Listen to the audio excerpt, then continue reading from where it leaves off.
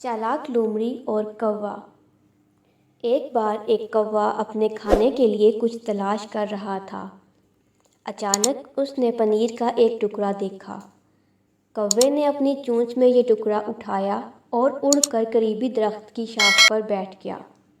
कौवे ने शाख पर बैठकर आराम से इस पनीर के टुकड़े को खाने का फैसला किया।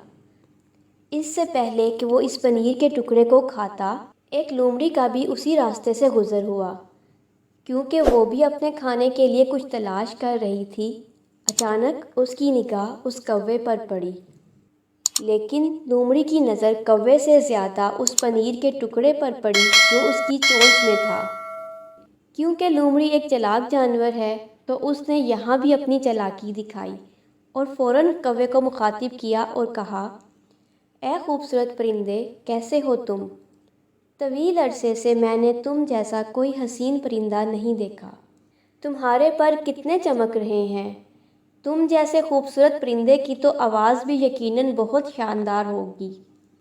मेरी आपसे एक दरख्वास्त है कि आप मुझे अपनी सुरीली आवाज़ में एक गाना सुना दें। इन खुशामद भरे अल्फाज को सुनकर कौवा बहुत खुश हुआ और इस खुशी में वो अपने खाने के लिए जो पनीर का टुकड़ा लाया था उससे भी भूल बैठा। दूसरी तरफ लोमड़ी कौवे की मज़ीद खुशामद करती रही और कहने लगी, अगर आप बुरा ना माने तो मेरे लिए एक गाना गा दीजिए। मेहरबानी फरमाकर मेरी बात सुन लें, मैं बहुत उदास महसूस कर रही हूँ।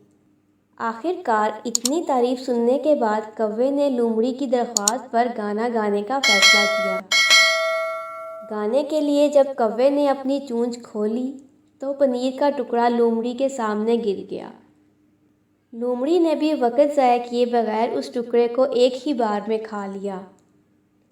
कौवे ने जब ये देखा तो उसे बहुत अफसोस हुआ, पर उस वक़्त बहुत देर हो चुकी थी।